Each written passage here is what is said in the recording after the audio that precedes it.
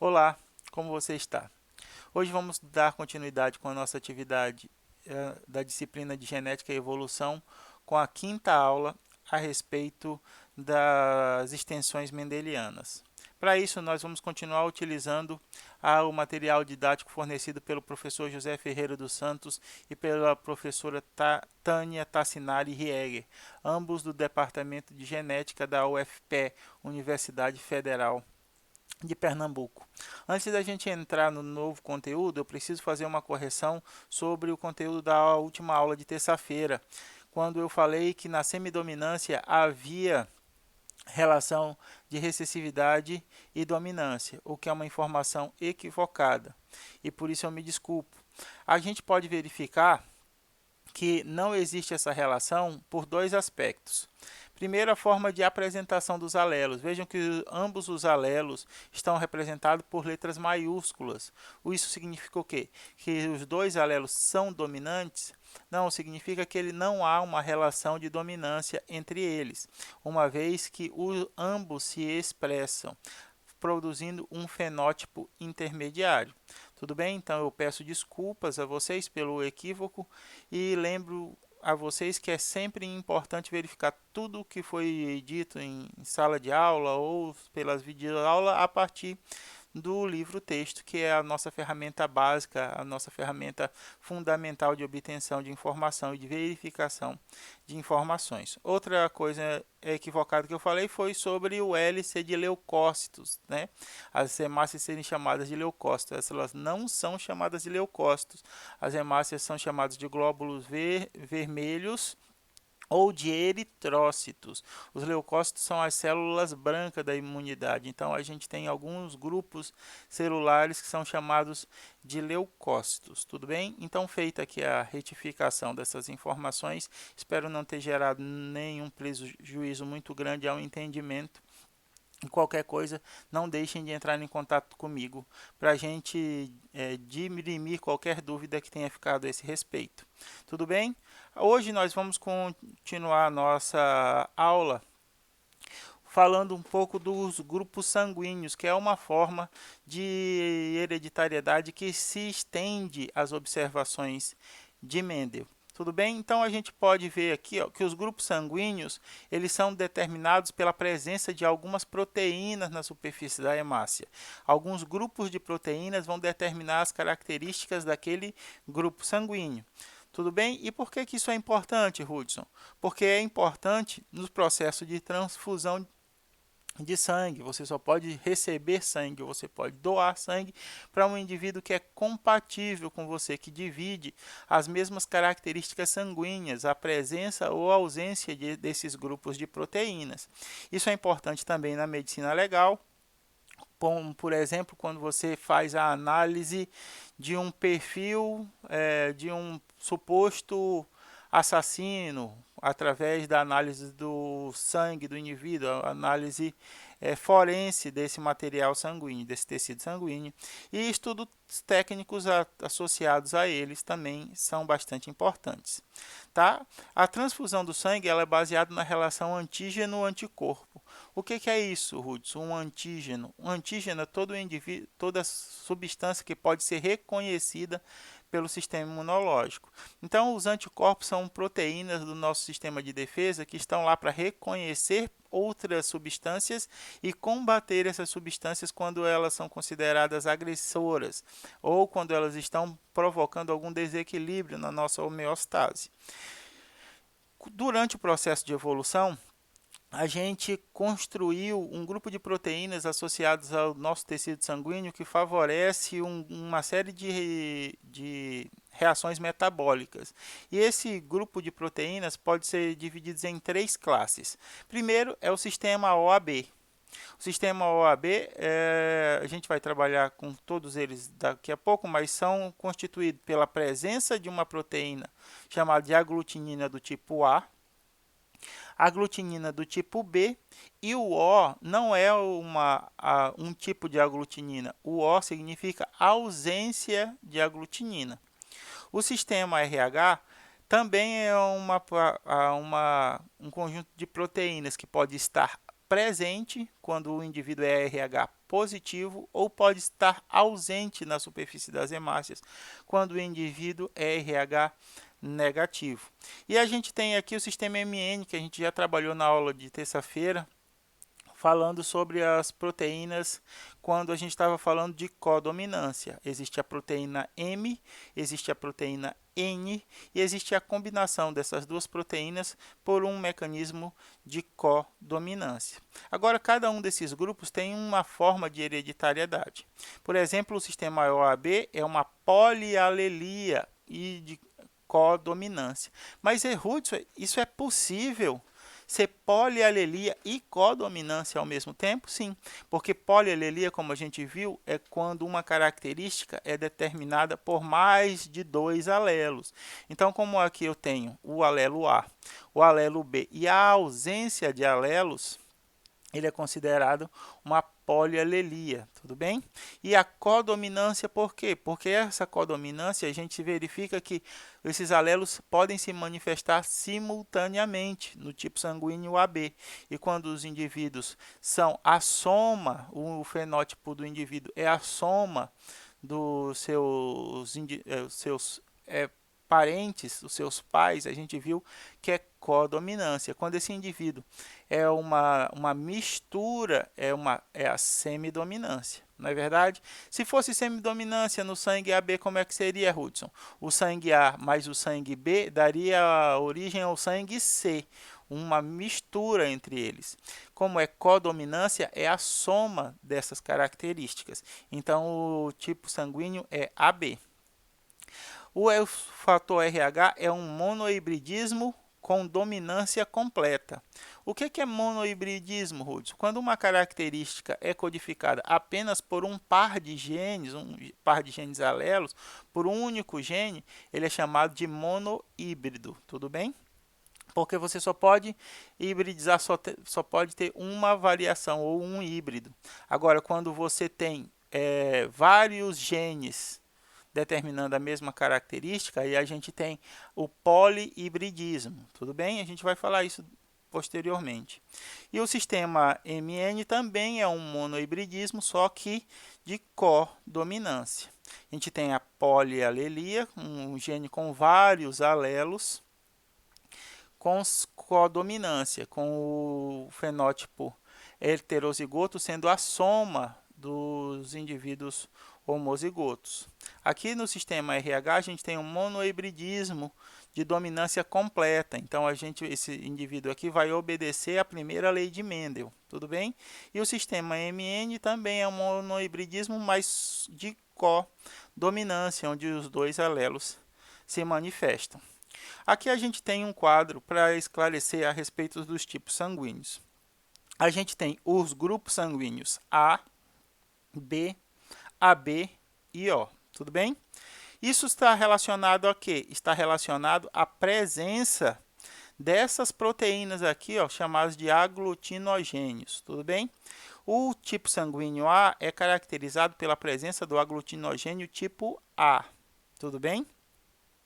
O indivíduo do grupo sanguíneo B é caracterizado pelo aglutinogênio B. O AB tem tanto A quanto B, é a soma dos indivíduos, e o O não contém esse aglutinogênio, tudo bem?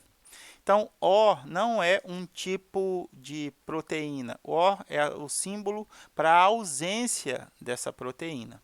Agora vejam o seguinte, se eu tenho no meu tipo sanguíneo o A para mim é minha proteína natural. Então eu vou poder receber sangue de outros indivíduos A, porque a proteína A do tipo A não é estranha para mim. Mas o indivíduo B gera uma reação imunológica que me produzirá anticorpos se eu receber uma dose desse tipo sanguíneo. Então, o indivíduo A, tipo sanguíneo A, tem a aglutinina do tipo A e ele produz anticorpos contra B. É o que a gente chama de anticorpos anti-B, porque o indivíduo A reconhece a proteína B como uma proteína estranha e gera anticorpos contra essa proteína. O indivíduo B produz anticorpos contra a proteína do tipo A, porque para ele a proteína A é a estranha. O indivíduo AB não produz anticorpos.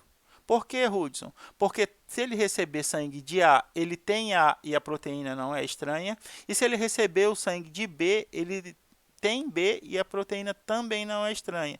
Então, ele não produzirá uma resposta imunológica contra nem A nem B, porque eles têm no seu organismo tanto um quanto o outro. Agora, O, por não ter no seu organismo nenhum, nem o outro, nem A, nem B, ele produz anticorpo tanto contra A quanto contra B. Então, O é o que a gente chama de doador universal. Ele pode doar para todos os outros tipos sanguíneos. Por quê? Porque ele não tem nem A nem B. Se ele não tem, ele não vai gerar uma resposta imunológica dos indivíduos tipo sanguíneo A, B e AB. O indivíduo AB é o receptor universal. Ele pode receber sangue de A, que ele tem a proteína A. Ele pode receber o sangue de B, que ele tem a proteína B. E ele pode receber o sangue de O, porque O não produz nenhuma proteína. E se ele não produz proteína, ele não gera uma resposta imunológica. Tudo bem? Então, aqui nós temos a distribuição. O é o doador universal, porque ele doa para todos os outros tipos sanguíneos, enquanto que AB é o receptor universal, porque ele recebe de todos os outros grupos sanguíneos. Nesse raciocínio, eu pergunto para vocês, quem é que doa para O? Somente outro O, porque nessas circunstâncias a ausência de proteína não vai ser reconhecida como estranha.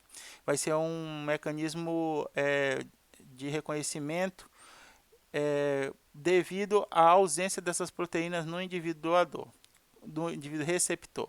Como assim, Hudson? Se eu vou doar sangue para você, a gente faz a tipagem sanguínea e eu verifico se você é A, B, AB ou O. Em você sendo O, eu não posso doar para você porque eu sou B positivo. Depois eu vou explicar essa questão do positivo que está relacionado ao fator RH. Eu sou B. Se eu dou o sangue para você, minhas hemácias vão com a proteína do tipo B, que vão ser reconhecidas pelo seu sistema imunológico como uma proteína invasora, e o seu sistema imunológico vai produzir o anticorpo anti-B. Você só vai poder receber sangue de outro indivíduo O, porque esse indivíduo também não tem aglutinogênios, tudo bem? E por ele não ter, ele é compatível com o seu tipo sanguíneo, não gerando nenhuma resposta imunológica. Tudo bem? E agora, como é que se dá essa questão da codominância do sistema ABO, Hudson? Assim, os grupos podem ser divididos em alelo para A, alelo para B e alelo para não aglutinina, que seria O. Tudo bem? Ah, Hudson, eu posso chamar isso de alelo O? Pode, desde que você saiba que esse indivíduo aqui significa não aglutinina. Tudo bem? Então, a gente tem lá o gene que tem o alelo para A, determina a produção da aglutinina A. O gene que contém o alelo para B, contém a aglutinina B. O indivíduo com o alelo para não aglutinina determina a não produção. Tudo bem? Não existe uma aglutinina do tipo O. O é a representação para não aglutinina. E vejam só aqui, A e B são alelos iguais, quer dizer que eles são codominantes entre si. Mas percebam uma coisa, tanto A quanto o B têm uma relação de dominância com o alelo de não aglutinina. Vixe, Hudson, agora complicou tudo de vez. Como é que isso é possível? Alelo A e alelo B têm uma relação de igualdade, então eles são codominantes entre si. Mas o alelo de não aglutinina é recessivo em relação a alelo A e alelo B? Exatamente. Como é que eu vou identificar isso, Ruth? Quando você faz o genótipo possível, os genótipos possíveis para o fenótipo grupo A, grupo B, grupo AB e grupo O. Vamos a eles? Olha lá, a gente tem para o fenótipo A dois genótipos possíveis.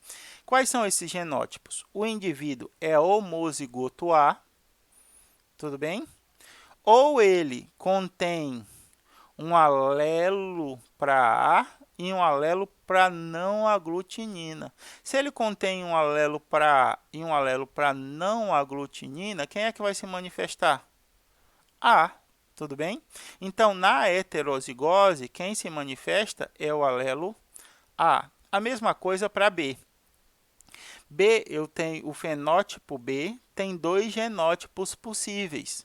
Quais são esses genótipos? O homozigoto B e o heterozigoto B, contendo um alelo B e um alelo para não aglutinina. Nesse caso, quem é que se manifesta? O grupo B. O fenótipo AB só tem um alelo possível, um genótipo possível, perdão, que é o heterozigoto AB. Nesse caso, a gente tem a igualdade de relações entre o alelo para a aglutinina A e o alelo para a aglutinina B. Esses dois alelos se manifestam igualmente, produzindo um fenótipo que é a soma dos seus homozigotos, que no caso seria o indivíduo com o grupo AB. E o grupo O, Hudson? Quando é que o alelo recessivo se manifesta? O alelo recessivo se manifesta apenas em homozigose. Então, você só vai ter grupo O quando o indivíduo for homozigoto recessivo ou homozigoto para não aglutinina. Aí não haverá a produção de nenhuma aglutinina e esse indivíduo será chamado de indivíduo O. Perfeito? Tranquilo. Então, quando a gente está falando de tipo sanguíneo, a gente tem dois tipos de relações. Uma relação de codominância entre alelo A, alelo para aglutinina A e alelo para aglutinina B.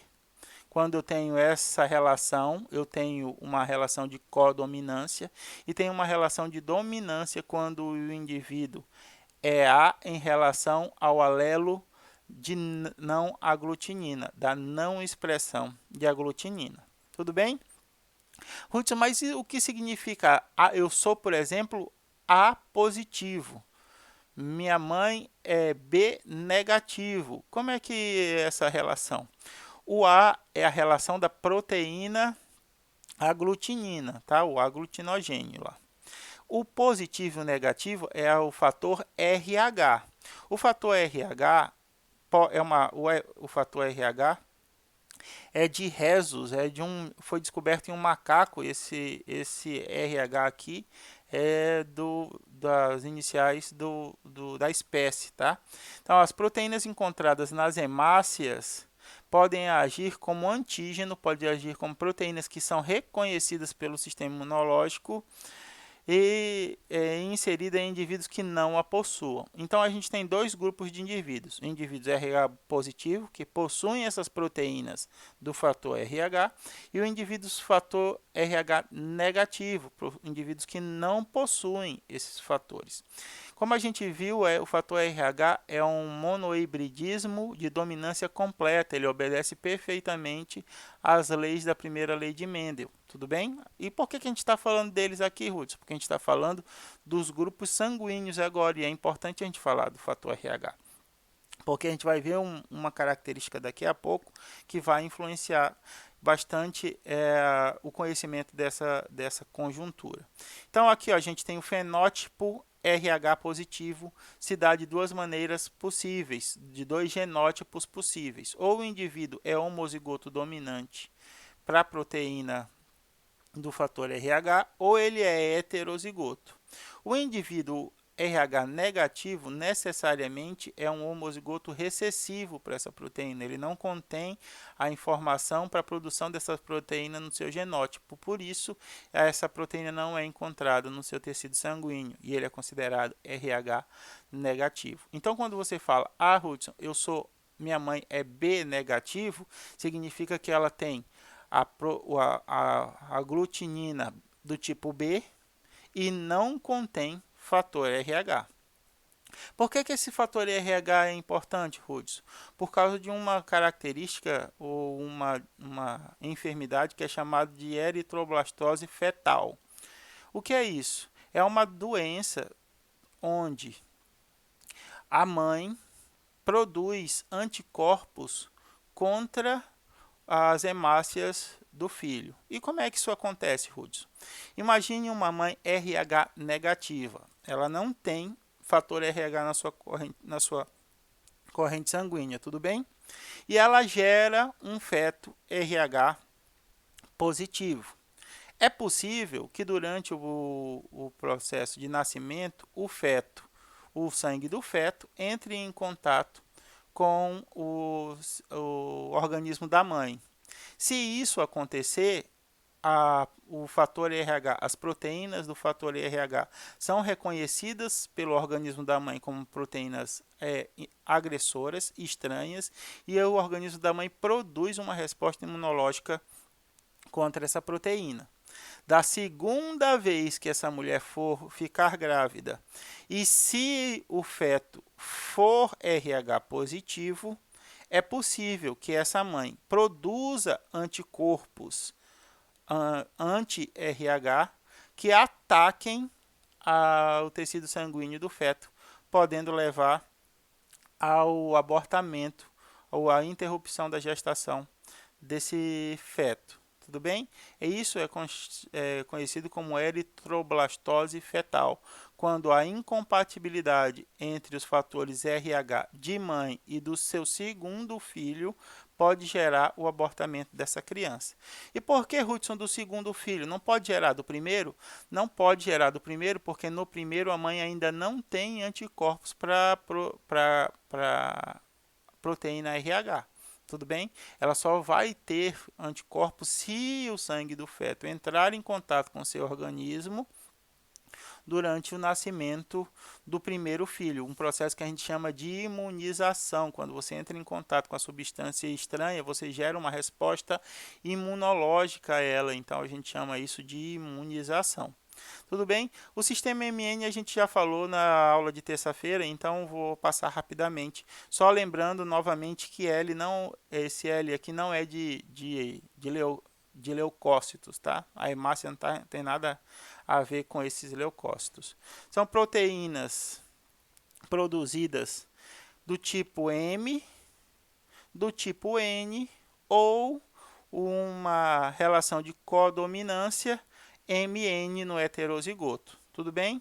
Então a gente tem doações de M para MN, de N para MN, de M para N. Ué, Hudson, todo mundo doa para todo mundo? Sim, porque elas não são levadas em consideração nas transfusões sanguíneas, porque elas não são imunogênicas. O que é isso, Hudson? São proteínas capazes de gerar uma resposta imunológica. Nem toda proteína gera uma resposta imunológica, então elas podem ser reconhecidas, mas elas não despertam no nosso sistema imunológico o alerta de agressor, um alerta de desequilíbrio homeostático. Então, aqui a gente não leva em consideração o grupo MN, por isso ele é o menos conhecido dos três grupos de proteínas associadas ao sangue, tecido sanguíneo. Tudo bem?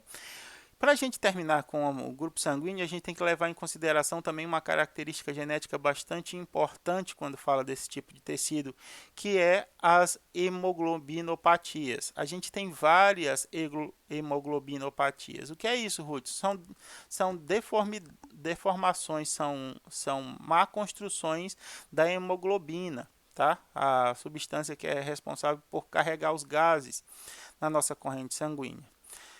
Qual é a mais conhecida? A mais conhecida é a anemia falciforme, Tudo bem? Como é que isso acontece? O indivíduo normal, ele é homozigoto para hemoglobina A, do tipo A, tudo bem? A hemoglobina normal. O indivíduo heterozigoto, que ele contém um alelo normal para a hemoglobina e um alelo mutado para a hemoglobina, o que a gente chama de alelo S, ele tem o traço falciforme. Esse indivíduo ele é normal, tá? Ele é viável, ele consegue fazer várias coisas, mas aí ele tem algumas limitações. Por exemplo, se ele se apresentar em uma circunstância de baixa pressão de oxigênio, as hemácias deles podem temporariamente se falsemizar, tomar o formato de foice. Tudo bem? Esse indivíduo aqui, ó, ele carrega o alelo recessivo. Isso significa que ele é capaz de produzir descendentes com a mesma característica hereditária. Tudo bem? E aqui a gente tem um indivíduo homozigoto para o gene mutado da hemoglobina. Lembra que eu falei lá dos genes letais? Esse é um exemplo de gene letal. A anemia falciforme homozigota, ela é letal. O dano à fisiologia é tão grave que esse indivíduo aqui não consegue se desenvolver, não consegue dar cabo do seu desenvolvimento, porque ele não consegue produzir as trocas de gases na velocidade que o organismo necessita. Conforme o organismo dele vai crescendo na gestação e demanda uma maior capacidade de troca de gases, esse indivíduo aqui não é capaz de produzir essa troca de gases nessa velocidade e acaba por falecer, acaba por ir a óbito. Tudo bem? E o que é isso aqui, Ruth? Isso daqui é uma representação de uma técnica chamada de eletroforese, que é a avaliação, a identificação de proteínas por migração dentro de um campo eletromagnético. Tudo bem?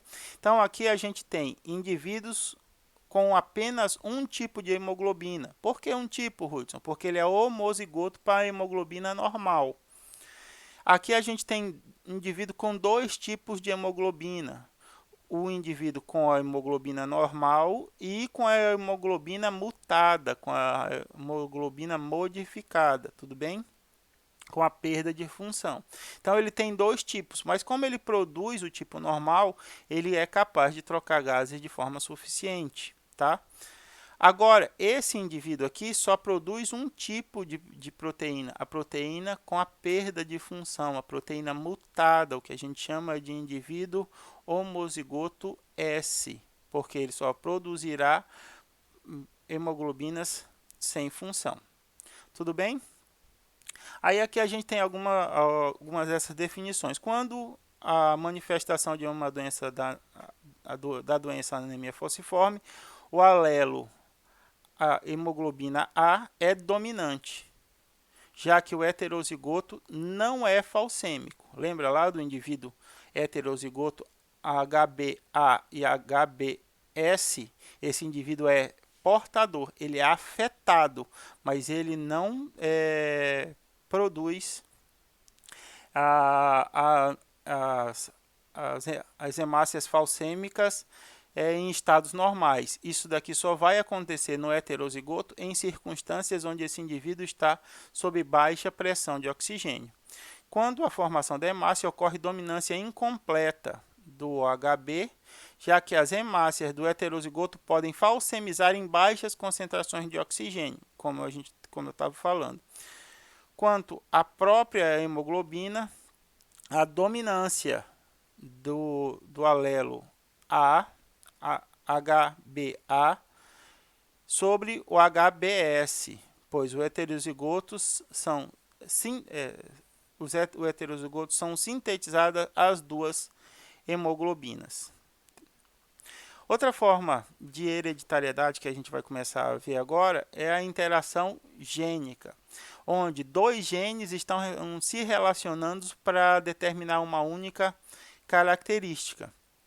Uma característica bastante estudada e verificada em relação a essas interações gênicas são as cristas dos galináceos, as cristas dos galos, né?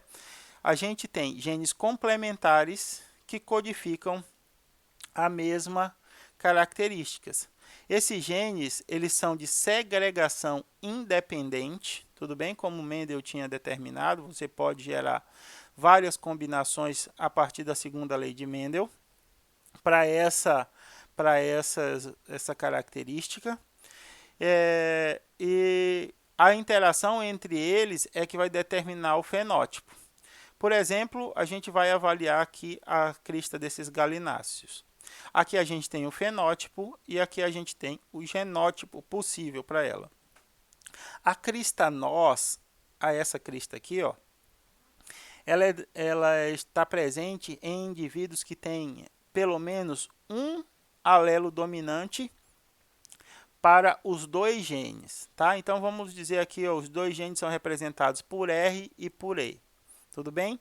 Se esse indivíduo aqui tem pelo menos um alelo dominante para R e pelo menos um alelo dominante para E, esse indivíduo apresentará a crista do tipo nós. Tudo bem? A crista rosa, essa crista aqui de cima, ó, estará presente em indivíduos que tenham pelo menos um alelo dominante R e sejam homozigotos recessivos para E. Tudo bem? A combinação desses dois genes nessa distribuição vai dar origem à crista rosa. A crista ervilha, essa daqui, vai ser o contrário, homozigoto recessivo para R e pelo menos um alelo dominante para E. E a crista simples vai ser homozigoto recessivo para os dois genes. Tudo bem? Então, aqui a gente tem a crista simples, homozigotos recessivos. Ah, Ruth, isso aí é muito parecido com o que, do cachorro que você falou lá, não é? Tem o exercício da pelagem dos labradores. Lembram do exercício que a gente vocês vão me entregar agora sábado. O que vocês veem de diferença? Aqui nós temos 4 fenótipos possíveis. Nos cães labradores nós temos 3 cores, a marrom, a preta e a dourada. Não é isso? Nessa circunstância aqui, ó, de 2 alelos recessivos, nós vamos ter uma pelagem específica, que vocês têm que determinar para mim o que é. E a gente vai entender essa pelagem agora. Por que essa pelagem específica acontece agora? Dentre as interações gênicas, uma interação bastante importante é a interação de epistasia. O que é isso, Hudson? É a interação entre dois pares de genes não homólogos. Isso quer dizer o quê? Que os genes não estão no mesmo cromossomo e não são complementares uns aos outros. Eu tenho 2 genes separados e a relação entre eles é que vai gerar esse fenótipo, tudo bem? Quando eu tenho genes homólogos, quer dizer que eles codificam para a mesma característica, estão no mesmo cromossomo, na mesma posição. Quando eu tenho genes não homólogos, eu tenho 2 genes que podem estar em cromossomos diferentes e estão em posições diferentes, tudo bem? São segregados de forma diferente, de forma independente. E a relação entre eles, um pode inibir o outro. Ah, Ruth, eu não estou entendendo nada. Existe uma relação entre 2 genes, tudo bem? Esse gene aqui pode inibir esse. Mas, Ruth, isso a gente já viu. A gente não viu entre genes. O que a gente viu foi entre alelos do mesmo gene. Tudo bem? A relação de dominância e recessividade é entre alelos do mesmo gene. Agora a gente está vendo a relação de inibição de um gene em relação a outro. Esse processo é chamado de epistasia, quando um gene inibe a ação de outro. Tudo bem? Quando o gene é inibido, ele é chamado de hipostático. E quando ele é o inibidor, ele é chamado de epistático. Tudo bem? O gene que inibe é o epistático e o gene que é inibido é o hipostático. Tudo bem? Não, Hudson, eu não estou conseguindo entender. Vou mostrar para você agora com exemplos da cor das penas das galinhas. A pena da galinha é codificado por 2 pares de genes, tudo bem? O par C é para cor. Então, aqui, ó, C de cor. Quando existe um alelo dominante nesse gene, perdão, a gente tem indivíduos com penas coloridas. Quando a gente tem alelo recessivo para a cor, as penas desses indivíduos são brancas. Só que nós temos um segundo par de genes que interagem com os genes relacionados à cor, que é o gene de inibição, tudo bem? O gene epistático. O gene epistático inibe a presença, a manifestação da cor. Por exemplo, fenótipos de penas coloridas. O que é que a gente espera? A gente espera que o indivíduo tenha pelo menos um alelo dominante para a cor, tudo bem? Se esse indivíduo tiver pelo menos um alelo dominante para a cor das penas de um galináceo vão ser coloridas, desde que o seu gene epistático, o seu gene inibidor, seja homozigoto recessivo, tá bom? Não, Ruth, eu não entendi. Imagina só, eu quero me manifestar, tudo bem? E vou me manifestar desde que não exista um par que iniba a minha manifestação. Vamos num exemplo hipotético, numa relação conjugal. Quando o marido quer se manifestar e é inibido pela esposa. Acontece muito com casais mais velhos, quando um está tentando falar e o outro está sempre interrompendo. Eu tenho um casal de amigos que já são mais velhos e a esposa sempre tende a completar as histórias que o marido começou. Então o marido vai começar, teve uma vez que a gente estava no churrasco na casa do Joãozinho, aí ela fala, a gente estava na casa do Joãozinho, mas estava junto com a Beatriz, com o Afonso, com o Cicano e o Beltrano. Aí aconteceu, e ele para de contar a história porque ela começou a se manifestar a partir da história que ele ia contar. Então ele está sempre inibido, porque toda vez que ele quer se manifestar, ela o inibe terminando a história. Quando é que esse indivíduo se manifesta? Quando ela está ausente. Aí quando ela não está presente no ambiente, aí ele consegue contar as histórias dele, ele consegue contar as piadas dele, porque não tem quem o interrompa. Tudo bem? Acontece muito isso com mulheres também. A tendência maior é que os homens que interrompam as mulheres. As mulheres são muito mais interrompidas pelos homens do que interrompem os homens. Então, quando uma mulher tenta se manifestar e existe sempre algum homem tentando, interrompendo ela, esse homem está tendo um papel de gene epistático, ele está impedindo que ela se manifeste, tudo bem? Agora, quando essa mulher vai se manifestar, quando não houver a presença desse tipo de indivíduo no ambiente que ela está. Então, aqui, ó, o gene da cor, quando ele é dominante, ele quer se manifestar, ele quer se expressar, só que ele vai depender de se tem um gene epistático presente ou não tem um gene epistático presente. Se o indivíduo tem um alelo dominante para a cor e não existe gene epistático, gene de inibição, esse indivíduo aqui vai apresentar o fenótipo penas coloridas. Tudo bem? Agora, como é que pode ser as penas brancas, Hudson? Para a pena branca, existem 2 possibilidades possíveis. O indivíduo é homozigoto recessivo para a cor. Ah, Hudson, mas se ele é homozigoto recessivo para a cor, vai depender de estar presente o gene epistático ou não? Não, porque ele não tem a informação para gerar cor. Então, se ele não tem a informação para gerar cor, essa informação não pode ser inibida, concordam? Então, aqui a gente tem homozigoto recessivo para cor, e aí a gente tem dois tracinhos, porque independe se existe ou não existe gene inibidor, gene epistático, porque a informação cor não existe nesse genoma aqui, nesse genótipo. Tudo bem?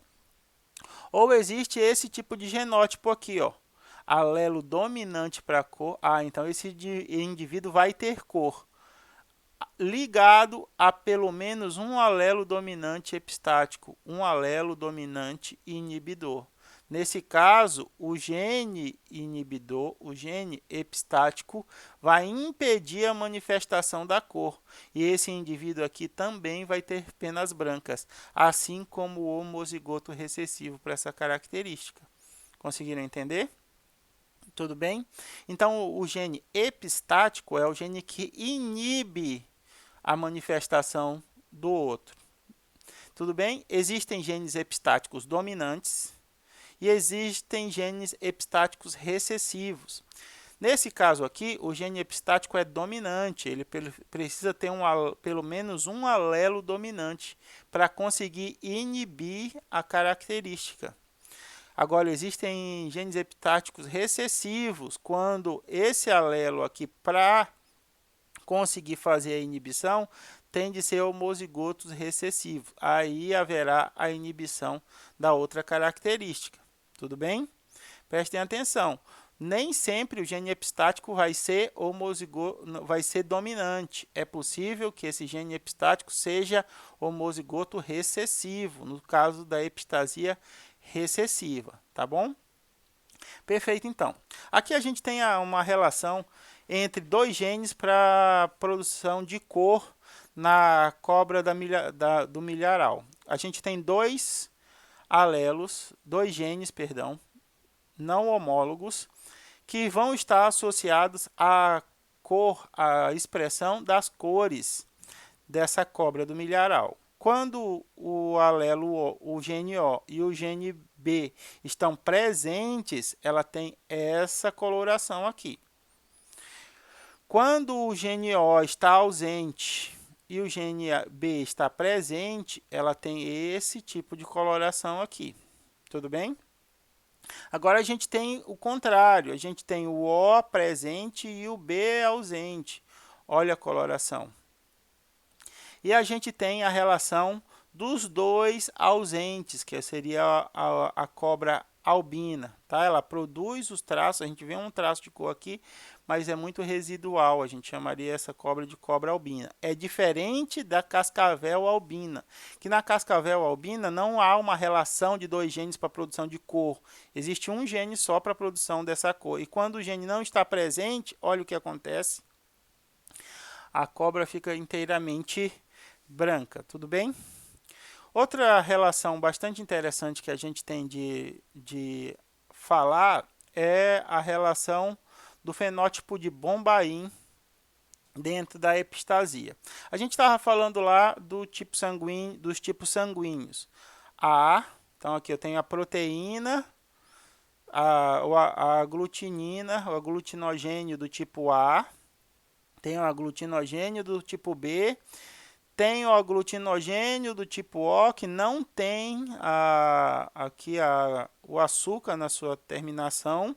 Então, a gente tem os genótipos possíveis, homozigoto para A, ou heterozigoto com um alelo para A e um alelo para não aglutinogênio, homozigoto para B ou heterozigoto com um alelo para B e um alelo para não aglutinogênio, e temos o indivíduo O, que é o homozigoto recessivo, com dois alelos para não aglutinogênio. E esse indivíduo bombainha aqui, Hudson, o que significa? Isso é uma mutação de alguns indivíduos onde o grupamento de aglutinina deles foi perdido e ele apresenta o fenótipo O. Mas não que ele não tenha informação para gerar um aglutinogênio, uma aglutinina. é que essa informação se perdeu e ele expressa o fenótipo O. Rodolfo, está muito difícil isso daí. Deixa eu mostrar para você. Existem muitos casos, já aconteceu comigo, quando a gente está falando de sangue, de tipo sanguíneo, alguns alunos falam, professor, meu pai é A, minha mãe é AB e eu sou O. Pelo que o senhor ensinou, isso não é possível acontecer. É possível desde que exista o fenótipo de Bombaim. Deixa eu mostrar para vocês. Um homem A, aqui ele não está dizendo se é A dominante, é A homozigoto, perdão, ou A heterozigoto. Aqui a gente está falando de um indivíduo AB. Então eu sei os dois alelos desse indivíduo. Esse casal teve 4 filhos. Essa mulher é AB e esse homem é A. Professor, por que você está dizendo que esse aqui é homem e esse aqui é... Se acalmem que a gente vai ter uma aula de heredograma ainda, tá? A gente vai fazer essas avaliações. Vou mostrar para vocês como é que avaliam o heredograma, quais são as relações, quais são as simbologias usadas para que a gente consiga verificar isso tudo, tudo bem? Só dá um tempinho para nós, para que a gente possa chegar à avaliação. Por que a gente vai estudar heredograma no final e não no começo, Hudson? Porque é interessante a gente saber as relações de hereditariedade primeiro, porque a gente vai avaliar isso no heredograma. O heredograma é a ferramenta que a gente usa para avaliar a distribuição de uma determinada característica em um grupo a ser analisado. Então aqui eu tenho a geração parental, o homem A, que eu não sei se é homozigoto ou se é heterozigoto, porque eu não tenho a relação do segundo alelo dele aqui, e eu tenho uma mulher AB, eu sei aqui que um alelo dela é A e outro é B. Tudo bem? Tiveram 4 filhos. Como esperado, AB, A e B. Hudson, e esse indivíduo aqui, O, esse indivíduo aqui é o indivíduo afetado pelo fenótipo de Bombaim. Ele, se você fizer a tipagem sanguínea dele, ele vai dar O. Mas o genótipo dele não é de O. Os alelos dele lá não são homozigotos recessivos para não aglutinina. Ele tem alelo para A ou para B. Como é que eu sei o tipo sanguíneo desse indivíduo, o genótipo desse indivíduo aqui então, Hudson? Avaliando a geração parental dele e a geração filial dele, tudo bem? Então aqui, ó, esse indivíduo pode ser homozigoto A, tudo bem? Quando ele recebe um alelo A da mãe e um alelo A do pai. Ele pode ser AB, quando ele recebe um alelo B da mãe e um alelo A do pai, e ele pode ser B, se ele receber um alelo B da mãe e um alelo não aglutinina do pai, porque o pai pode ser heterozigoto, eu não sei aqui, eu só sei que ele é A, não sei se ele é homozigoto A ou se ele é heterozigoto A. Então vamos tentar descobrir na família dele. Bem, esse indivíduo casou-se, essa mulher casou-se com um homem A, tudo bem? Vamos dizer que esse homem A seja homozigoto A. Então, eles tiveram 3 filhos. Um indivíduo AB, um indivíduo B, um menino AB, uma menina B e outro menino B. Novamente, vamos dizer que o marido dessa senhora seja homozigoto A.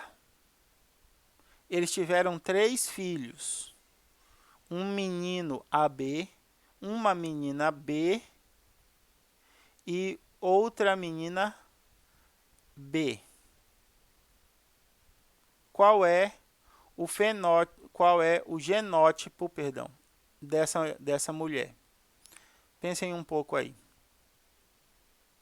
Pensaram? O que vocês acham? Ela tem que ser B, não é isso? Porque esses indivíduos aqui têm que receber B de algum lugar. só pode ser da mãe, uma vez que o pai seria homozigoto A. Tudo bem? Então a professora traz para a gente lá.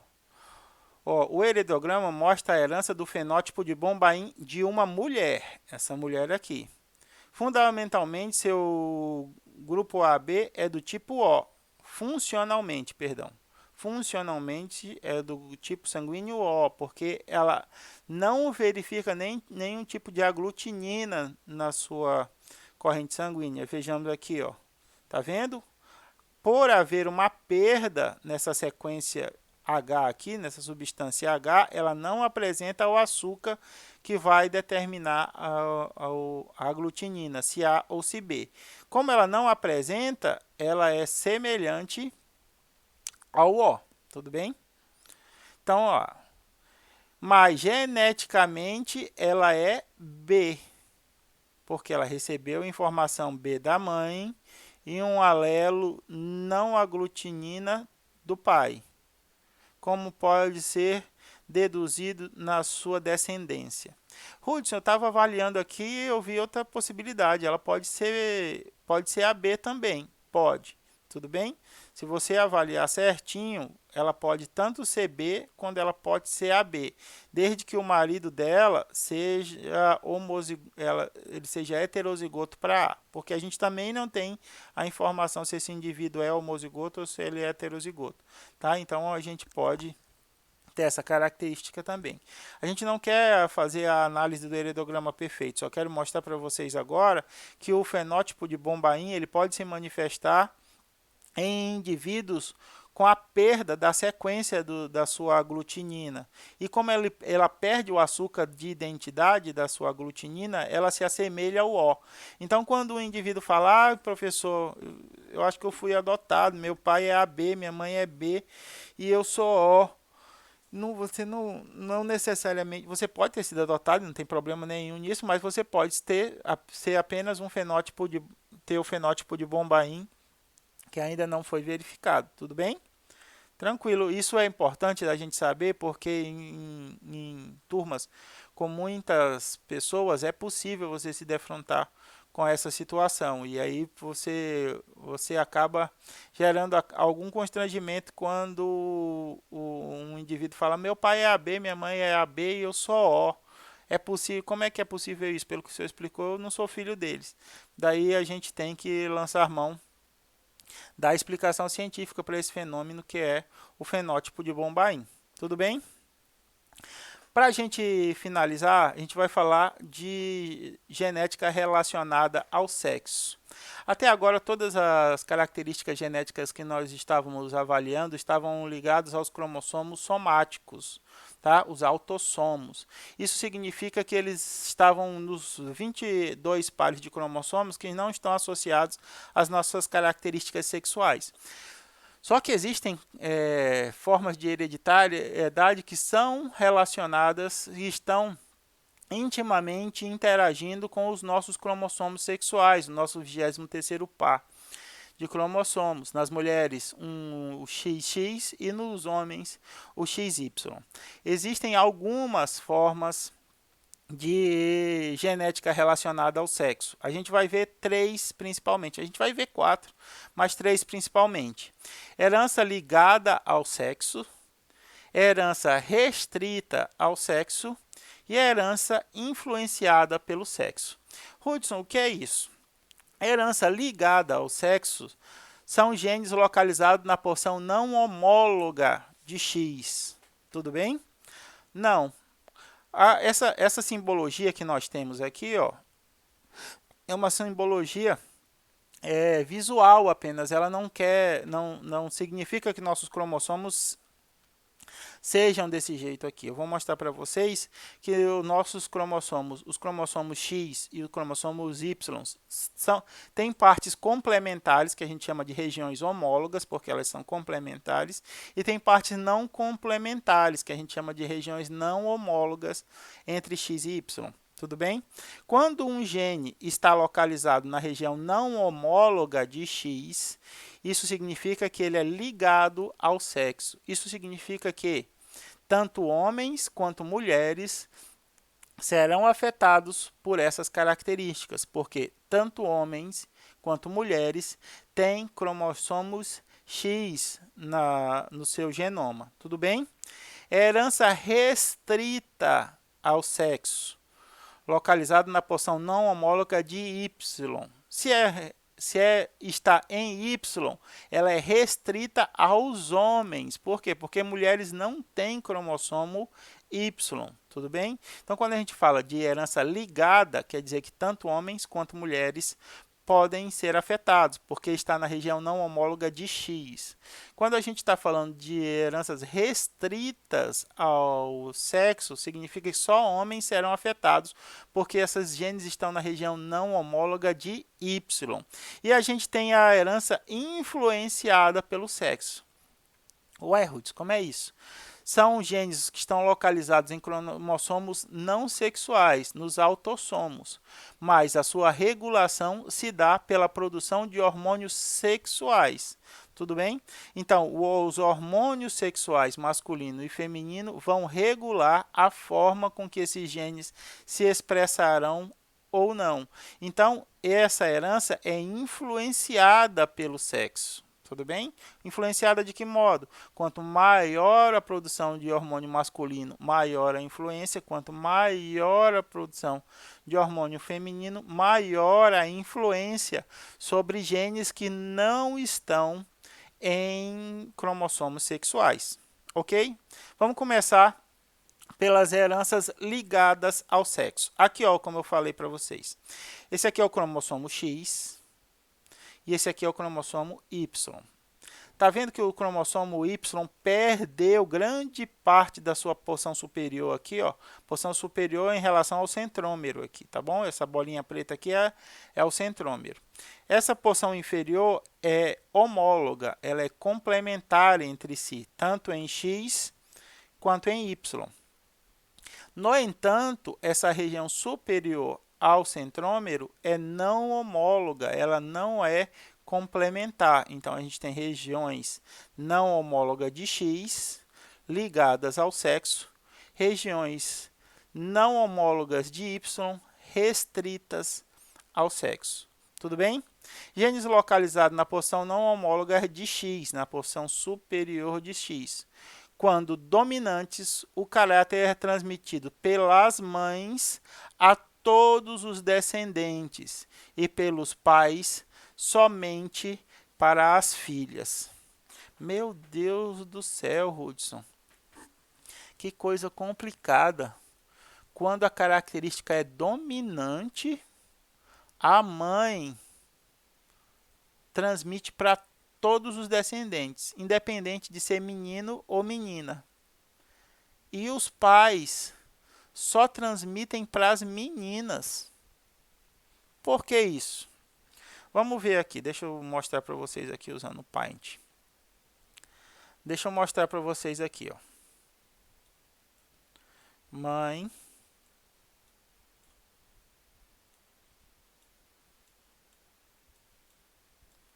Pai. Vamos fazer aqui, ó. Opa. Era melhor ter feito assim. Deixa eu fazer da maneira mãe.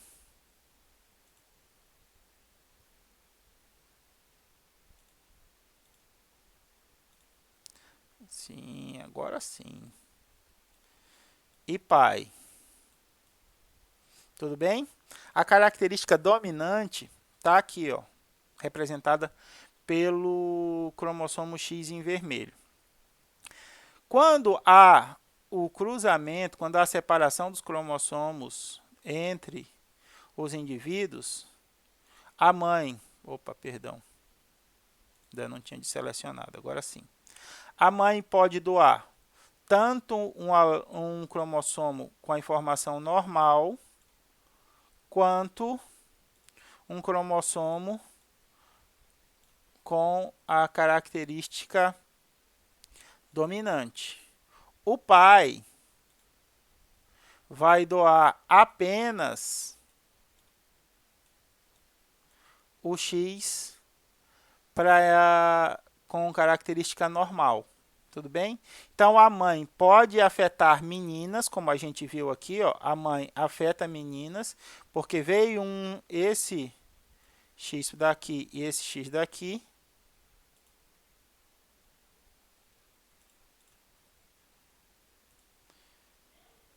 Esse X e esse X, tudo bem? Quando for para menino, essa mãe vai doar esse X com a informação dominante. E qual vai ser a contribuição do pai? Contribuição do pai necessariamente tem que ser o Y. Então, a mãe pode gerar meninas e meninos afetados. Então, quando a característica for dominante, a mãe pode gerar tanto meninas quanto meninos afetados. Agora, se o pai for quem tiver a característica dominante, ele vai gerar só meninas afetadas, Hudson. Por que isso? Porque o pai só é capaz de doar X para meninas. Toda vez que ele doar o Y, será um menino. E o Y não tem a região não homóloga de X, onde o gene dominante está contido. Tudo bem? Então, vamos lá. Ó. Aqui... Opa, perdão.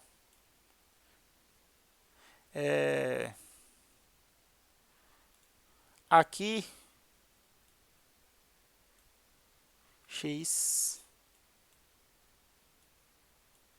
Y.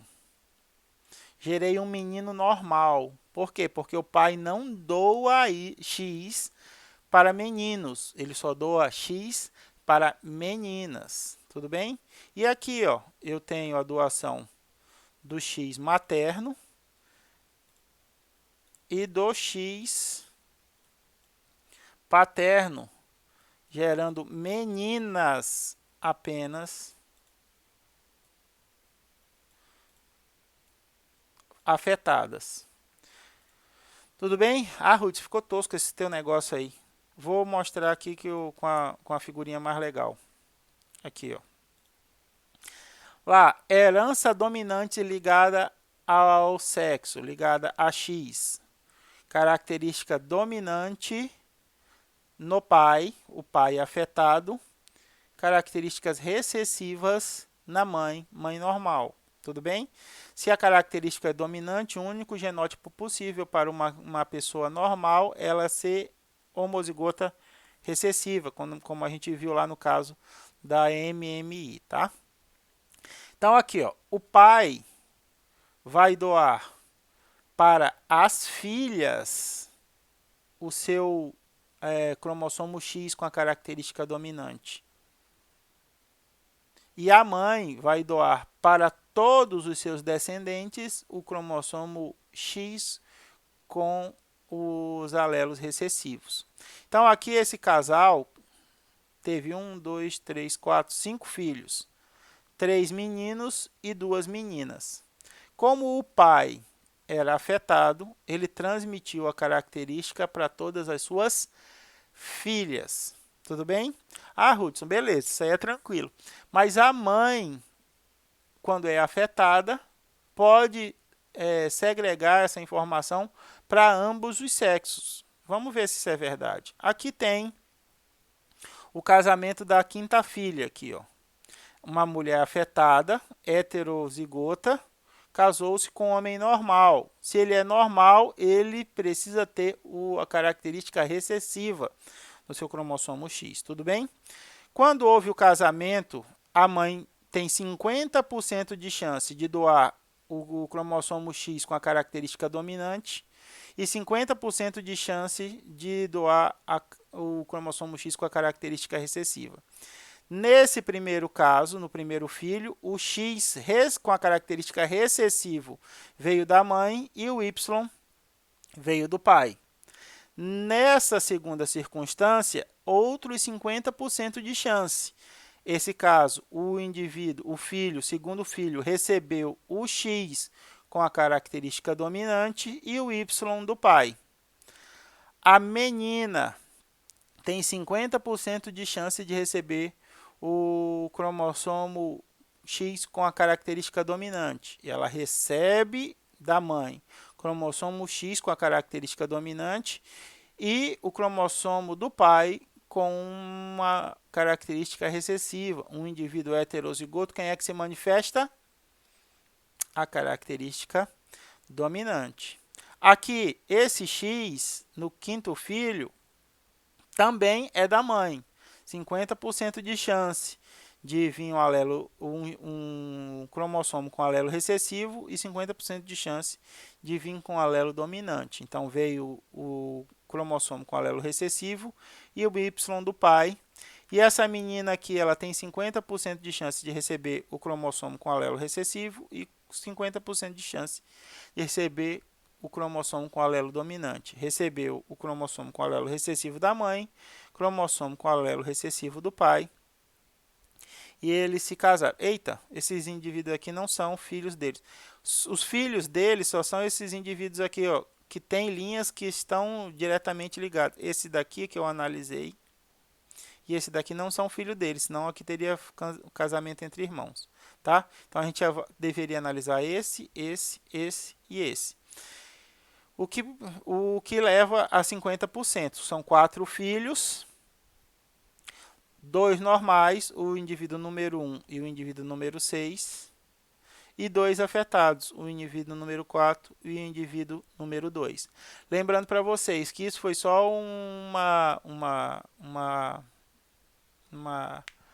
a forma que quem construiu o heredograma quis mostrar, porque para um número tão pequeno de indivíduos assim, não é possível, que você determine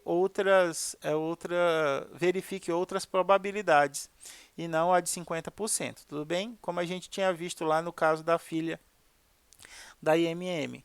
A relação entre probabilidade verificada com a probabilidade calculada só vai estar próximo quando você avaliar uma quantidade muito grande de indivíduos. Em 4 indivíduos, poderia ser que todos eles fossem afetados ou que nenhum deles fosse afetado. Isso devido ao desvio da quantidade de indivíduos que a gente está avaliando. Tudo bem? Aí aqui a gente tem a característica dominante, já foi entendida. Então vamos ver a característica recessiva. Quando o indivíduo é recessivo, o caráter é transmitido pelas mães aos homens, e as meninas só terão a característica se o pai também a tiver. Ai, Ruth, agora complicou um pouco, é diferente, né? Quando a característica é recessiva, as mães vão transmitir para os meninos. E as meninas só vão ter essa característica se a mãe for heterozigota e o pai for afetado por essa característica. Tudo bem? Vamos ver o heredograma rapidinho para eu liberar vocês. Aqui, ó. Está aqui a característica recessiva. Tudo bem? Análise recessiva para X.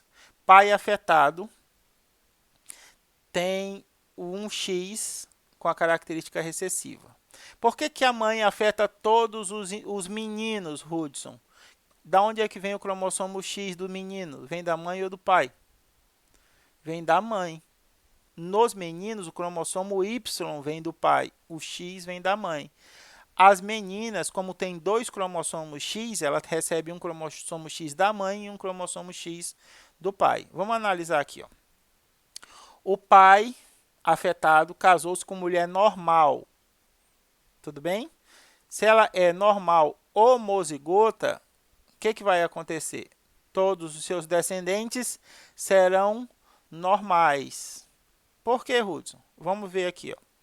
O menino não pode ser afetado pela mãe, porque a mãe só tem alelos normais. Então, a mãe vai transmitir um cromossomo X contendo o alelo normal e o pai vai transmitir o cromossomo Y. Tudo bem? Para a menina, a mãe vai transmitir um cromossomo Y um cromossomo X, perdão, normal, e o pai vai transmitir um cromossomo X com a característica recessiva. Mas aqui a gente tem um heterozigoto, Hudson. A característica recessiva se manifesta? Não se manifesta. Quem se manifesta é a característica dominante. Mas essa mulher aqui é portadora da característica, tá? Então ela fica aqui, ó, fica marcado como portadora. Ela casa-se com um homem normal e olha o que acontece. Quando ela tem meninos, ela tem 50% de chance de transmitir o X contendo a característica recessiva para o menino. Então ela aqui, ó, teve 2 meninos. Ela doou o gene, o cromossomo com o alelo recessivo, e outro ela doou o cromossomo com o alelo normal. Então eu tenho um menino afetado e um menino normal. Aqui, ó, alelo dominante da mãe com alelo dominante do pai, menina normal, homozigota normal. E aqui eu tenho o alelo dominante do pai com alelo recessivo da mãe. Ela é heterozigota, ela é normal, mas ela é portadora. Ela pode gerar meninos com essa característica. Para que uma mulher seja afetada, o pai dela tem que ser afetado e a mãe dela tem que ser heterozigota, para que ela receba o cromossomo com alelo recessivo da mãe e o cromossomo com alelo recessivo do pai. Só nessa circunstância, a mulher será afetada quando a doença for ligada ao sexo de caráter recessivo. Tudo bem? Segunda-feira a gente se vê. A gente trabalha a atividade de segunda lei de Mendel, e essa atividade aqui fica para próximo sábado para resolução e entrega do conteúdo. Tudo bem? Muito obrigado pela compreensão. Desculpem novamente meu equívoco. Espero não ter atrapalhado demais vocês. Fiquem bem, se cuidem e até segunda-feira. Um abraço.